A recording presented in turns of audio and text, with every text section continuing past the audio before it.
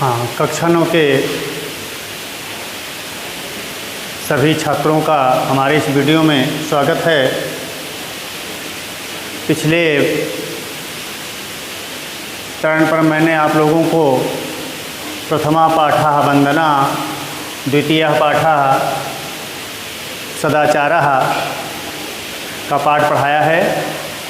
अब आज ये तीसरा पाठ, तृतीयः पाठः पुरुषोत्तमः रामः।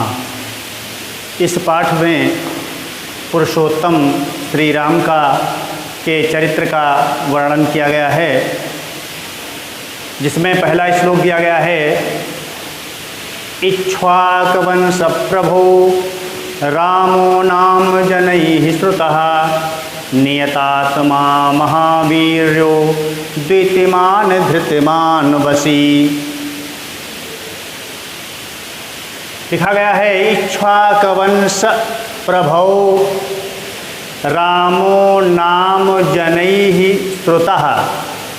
इक्ष्वाक वंश में प्रभवः उत्पन्न होने वाले, इक्ष्वाक वंश में उत्पन्न होने वाले रामो नाम, रामः नाम, राम का नाम, जनैः लोगों के द्वारा, श्रुतः सुना गया है।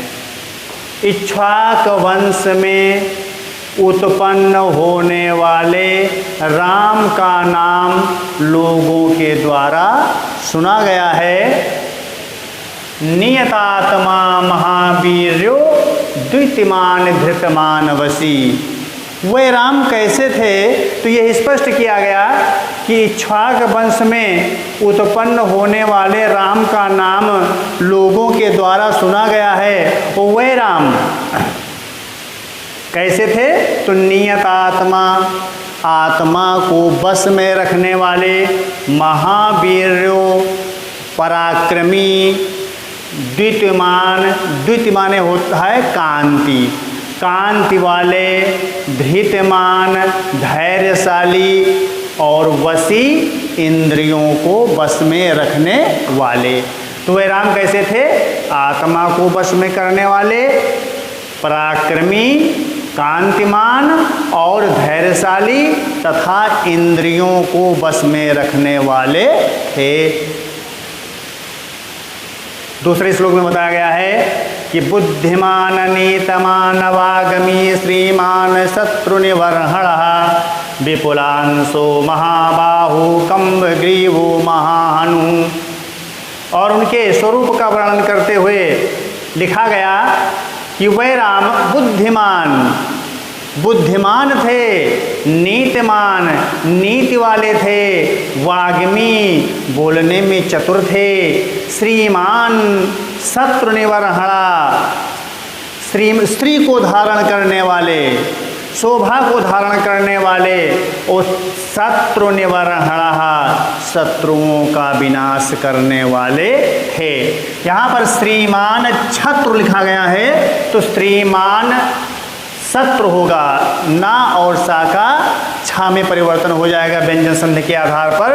तो यहाँ पर लिखा गया है कि बुद्धिमान नीतमान वाग्मी श्रीमान शत्रुनिवर्हणः विपुलांशो महाबाहु कम्बग्रीवो महाहनु। वे राम बुद्धिमान थे, नीतमान, बोलने में चतुर, स्त्री शोभा को धारण करने वाले और शत्रुओं का विनाश करने वाले, और विपुलांशो, विपुल धन अंशो, विशाल कंधों वाले, महाबाहु, विशाल भुजाओं वाले, कम्बग्रीवो, और शंख के समान गर्दन वाले, और महाहनु, और ऊंची ठोड़ी वाले थे।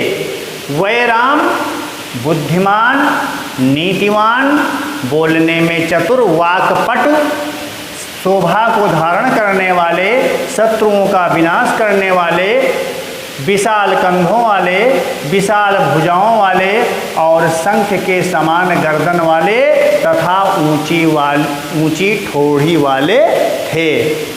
तो इस प्रकार से इन दो श्लोक के अंतर्गत आपको बताया गया है। इसे पुनः एक बार फिर सुन लीजिए। इक्ष्वाकवंश प्रभो रामो नाम जनैः श्रुतः नियतात्मा महावीरो द्युतिमान धृतिमान वशी। इक्ष्वाक वंश में उत्पन्न होने वाले राम का नाम लोगों के द्वारा सुना गया है। वह राम आत्मा को वश में रखने वाले, महापराक्रमी, कांति वाले, धैर्यशाली और इंद्रियों को बस में रखने वाले हैं या थे। बुद्धिमान नीतिमान वाग्मी श्रीमान शत्रुनिबर्हणः विपुलांशो महाबाहु कम्बग्रीवो महाहनु। वह राम बुद्धिमान, नीतिमान, बोलने में चतुर, वाक्पटु, शोभा को धारण करने वाले और शत्रुओं का विनाश करने वाले, विशाल कंधों वाले, विशाल भुजाओं वाले, शंख, कम्ब माने शंख होता है, शंख के समान गर्दन वाले, और महाहनु माने ठोड़ी होता है, ऊंची ठोड़ी वाले या बड़ी ठोड़ी वाले थे। तो इस प्रकार इसका अर्थ, पहले आप प्रसंग वो संदर्भ लिखेंगे। संदर्भ लिखेंगे। प्रस्तुत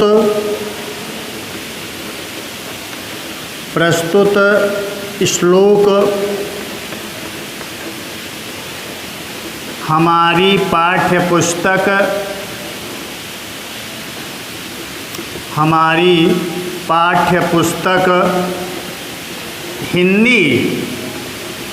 हिंदी के संस्कृत खंड के किस पाठ से लिया गया है? पुरुषोत्तमः रामः। पुरुषोत्तमः को आप लोग इस केस से बढ़िया ब्लैक पेन से दिखाएंगे। पुरुषोत्तमः रामः नामक शीर्षक से अवतरित है। शीर्षक से अवतरित है। ये उसके बाद में आप लोग फिर अर्थ लिखेंगे। इसका अर्थ अभी मैंने आपको बता दिया है। तो इस प्रकार से कॉपी पर आप लोग इसको उतार लीजिए। एक उतारिए, उसके बाद में संदर्भ लिखिए, फिर अर्थ लिखिए, फिर दूसरा उतारिए और उसके बाद में संदर्भ लिखने की आवश्यकता नहीं है क्योंकि प्रत्येक श्लोकों में एक ही संदर्भ होगा, इसलिए अर्थ लिख डालिएगा। तो इस तरह से इस वीडियो में आप लोगों को ये बताया गया है और इसको आप लोग लिखिए तथा तैयार कीजिए। धन्यवाद।